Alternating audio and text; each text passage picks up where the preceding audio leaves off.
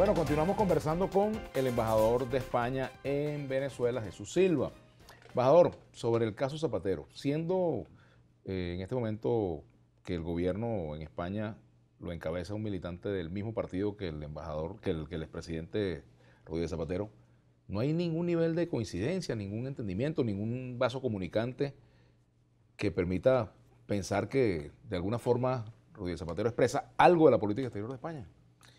Bueno, De la España del PSOE, no de la España del PP, por ejemplo. yo me remito a el presidente Zapatero es un expresidente del gobierno en España.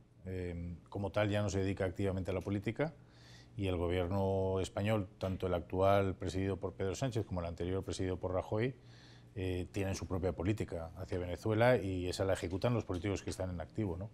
Y eso es lo que ha dicho claramente el gobierno, ¿no? Es decir, que el gobierno habla a través de sus cargos institucionales, en este caso el secretario de Estado, el ministro, el canciller Borrell, o modestamente en el caso de la embajada, pues a través mía, pero no eso es lo que dice el gobierno, y lo que hace el gobierno es lo que hace el gobierno, y lo que hace el presidente del gobierno, el expresidente Zapatero, es una actuación personal suya, ¿no? Hasta ahora, ¿qué ha traído de positivo esa actuación del expresidente Zapatero? O Rodríguez Zapatero. Bueno, yo creo que lo tienen que valorar los propios venezolanos, ¿no? Es decir, yo lo que sí creo, modestamente, lo que yo he sido testigo, ¿no? Es decir, es una persona que se ha dedicado mucho a Venezuela y lo ha hecho, yo creo que con buena intención. Ha estado protagonizando algunos momentos de acercamiento entre gobierno y oposición, de negociación. De hecho, en el año 2017 las negociaciones tuvieron lugar, empezaron en ese momento eran secretas o eran discretas, empezaron en la propia sede de la Embajada de España y fueron las primeras reuniones entre gobierno y oposición y las moderaba Rodríguez Zapatero. Esas negociaciones, por las razones que fueran, no llegaron a buen puerto, no se llegó a ningún acuerdo, pero bueno, por lo menos el intento estuvo ahí, ¿no? Es decir, que eso hay que reconocerlo. También en temas de salidas de algunos presos, pues el presidente Zapatero sin duda ha ayudado, ¿no? Es decir, ha ayudado a las familias y a las personas, ¿no? Y en ese sentido, bueno, pues es una persona que tiene una interlocución y esa interlocución tiene su valía, pero, repito, en todo caso es un tema que tienen que discutir las dos partes, es decir, si una de las dos partes no se siente identificada con la actuación del presidente Zapatero, bueno, pues evidentemente será difícil que pueda continuar ejerciendo esa labor. Pero no me corresponde a mí definir eso, yo creo que es una cuestión que tienen que decidir las dos partes en cuestión, el gobierno y la oposición, ¿no? España fue, bueno, testigo de una guerra civil que dejó graves secuelas, ¿no? Por supuesto, no se pueden establecer paralelismos, pero cuando hay una sociedad donde no se resuelve un conflicto, siempre está latente el peligro de una confrontación que pueda llevar a cosas incontrolables. Sí. Así pasó en España, ¿no? Sin duda. Me gustaría hacer una reflexión sobre ese tema, no para que estemos, digamos, estableciendo comparaciones mecánicas entre una realidad y la otra, pero como un ciudadano pues, que es embajador en Venezuela, que nació en un país que vivió esa realidad, ¿qué reflexión incluso se puede hacer en torno a esto? Sí, yo diría que incluso es mucho más, mucho peor de lo que lo pone. La guerra civil no fue un acontecimiento aislado en España, ¿no? que duró 3 años y punto, ¿no? Es decir, la guerra civil es la consecuencia de todo un proceso que duró pues casi 150 años, ¿no? De las famosas dos Españas, ¿no? Es decir, dos Españas que se enfrentaban entre sí, que se anulaban, que cuando gobernaba una se anulaba la otra, anulaba todo lo que había hecho el anterior, cuando llegaba el otro destruía todo lo que había hecho el anterior, y donde se fue radicalizando cada vez más las posturas y llegaron a un momento donde prácticamente había un afán de destrucción mutua, ¿no?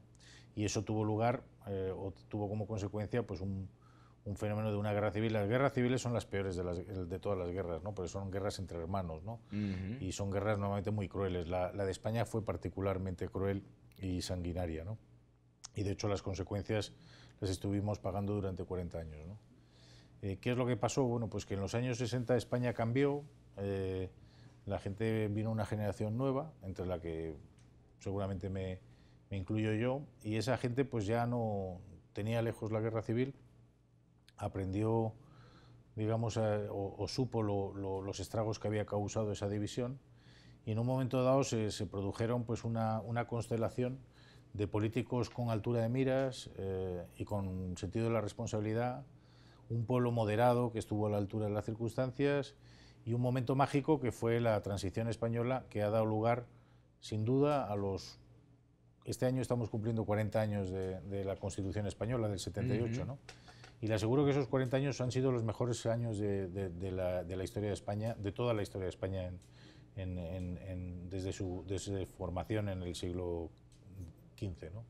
Es decir, han sido los mejores años, son 40 años de convivencia pacífica, de democracia, es decir, de tolerancia entre las distintas visiones políticas, pero también de progreso social, de progreso económico, de progreso cultural. Es decir, es posiblemente uno de los países que ha experimentado un crecimiento económico más impresionante en estos años, donde la educación de las personas ha mejorado más, donde las políticas sociales que tienen hoy en día a disposición los españoles son inigualables, en algunas cosas son las mejores del mundo. Es decir, hay servicios básicos como la sanidad, las infraestructuras del país, la propia educación, que son impresionantes. Es decir, que la democracia y la convivencia pacífica entre españoles ha producido los mejores años de España, ¿no? Y eso pues yo creo que está basado, este gran éxito de estos 40 años está basado en un gran fracaso de los 150 años anteriores, ¿no? Porque evidentemente no supimos encontrar ese punto de convivencia y de tolerancia entre las distintas formas de ver la política o ver la vida, ¿no? En general, ¿no? Y eso yo creo que es una gran enseñanza que sin duda puede servir para cualquier otro país, ¿no? ¿Ustedes están vacunados en España contra la posibilidad de que eso se repita? Hombre, quiero creer que sí, creer que sí, ¿no? Pero como todos los países tenemos nuestros problemas, es decir, no somos perfectos, hemos salido de una crisis durísima, la crisis del 2008, que no solo fue una crisis financiera, pero también fue quizás una crisis del modelo productivo, ¿no? Porque era un modelo que había de crecimiento muy rápido, pero provocado sobre todo por el sector de la construcción, las inmobiliarias, que se demostró que era mucho más frágil. Las economías, para crecer con estabilidad, tienen sobre todo que tener una base industrial estable, que tienen que tener pues unas fuentes, digamos, de desarrollo económico que tengan de alguna forma una sostenibilidad, no que no sean fenómenos coyunturales. Y eso, pues evidentemente, esa crisis económica también ha producido tensiones, ¿no? Y las tenemos tensiones políticas, en el caso de Cataluña que tenemos ahora. En el panorama de los partidos políticos también se ha producido un cambio y ahora ya no son el Partido Popular y el Partido Socialista que se van turnando, sino parece que han salido nuevos actores. Fuerza, Podemos, Ciudadanos, etcétera. Pero no es privativo de España, eso está pasando en todo el mundo, ¿no? Es decir, vemos en muchos otros países están cambiando las constelaciones políticas. En el Reino Unido hubo el voto del Brexit, que fue una revolución y que muchos consideran que fue como un voto de protesta de la gente, ¿no? Ha habido casos en otros países también donde vemos que están surgiendo nuevos partidos. Es decir, es un fenómeno que seguramente todavía no se ha analizado en suficiente profundidad, pero sí es verdad que las redes sociales y los cambios que se han producido en las sociedades hacen que hoy en día pues, se produzcan, la forma clásica de hacer la política ya no es posible, ¿no? Embajador, fíjense, con respecto a ese panorama está el tema de las ideologías, ¿no? Y han surgido, por ejemplo, en América Latina, posiciones en contraste con lo que fue la teoría del socialismo del siglo XXI.